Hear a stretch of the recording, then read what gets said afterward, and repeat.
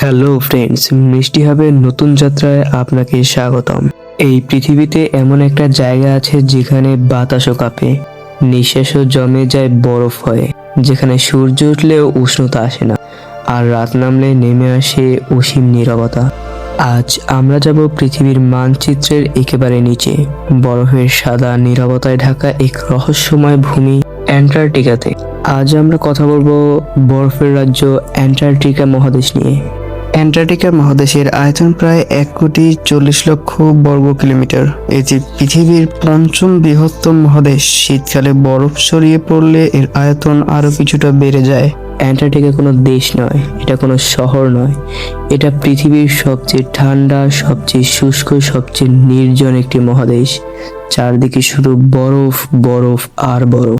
এমন বরফ যা হাজার হাজার বছর একইভাবে পড়ে আছে, অপরিবর্তিত, নীরব। এখানে শীত আমাদের কল্পনার বাইরে। অ্যান্টার্কটিকাতে তাপমাত্রা নেমে যায় -60 ডিগ্রি থেকে 80 ডিগ্রি সেলসিয়াস পর্যন্ত। এমন ঠান্ডা যেখানে খোলা হাতে মাত্র কয়েক মিনিট থাকলে মানুষের ত্বক জমে যায়। এখানে আগুন জ্বললেও তার উষ্ণতা হারিয়ে যায় বরফের নিঃশ্বাসে। এখানে কোনো মানুষ থাকে না, কিন্তু প্রশ্ন জাগে মানুষ কেন থাকে না? এত বড় জায়গা কিন্তু মানুষ নেই কেন? কারণ অ্যান্টার্কটিকা মানুষের জন্য নয়।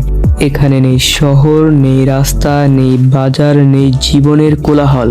শুধু কিছু বিজ্ঞানী অস্থায়ী স্টেশনে থাকেন। তারা এখানে থাকেন জানার জন্য, বোঝার জন্য, পৃথিবীকে বাঁচানোর জন্য। অ্যান্টার্কটিকাতে রাজত্ব করে কারা, আপনারা কি জানেন? হ্যাঁ, পেঙ্গুইন। অ্যান্টার্কটিকার আসল বাসিন্দা মানুষ নয়, এখানে রাজত্ব করে পেঙ্গুইন। হাজার হাজার বছর পেঙ্গুইন একসাথে হাঁটে বরফের বুকে, যেন বরফের রাজ্যের নীরব সৈনিক। এছাড়া আছে বিশাল শিল, রহস্যময় হুইল আর আকাশে উড়ে বেড়ানো কিছু দুর্লভ পাখি। এরা সবাই ঠান্ডার সাথে যুদ্ধ করে প্রতিদিন, প্রতিনিয়ত। বরফের ভয়ঙ্কর সত্য তুমি জানো কি? পৃথিবীর মোট বরফের প্রায় 70% আছে অ্যান্টার্কটিকাতে। এই বরফ শুধু বরফ নয়, এটা পৃথিবীর ভারসাম্য। যদি এই বরফ একদিন গলে যায়, সমুদ্রের পানি বেড়ে যাবে, ডুবে যাবে শহর, হারিয়ে যাবে উপকূল।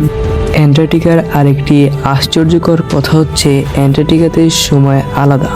এখানে 6 মাস সূর্য ওঠে না, শুধু রাত, আর 6 মাস সূর্য ডোবে না, শুধু দিন।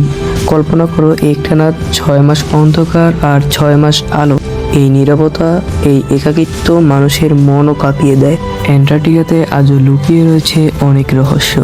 বরফের নিচে কি আছে কেউ নিশ্চিত নয়। প্রাচীন জীবাণু, অজানা প্রাণী, নাকি ইতিহাসের হারানো অধ্যায়?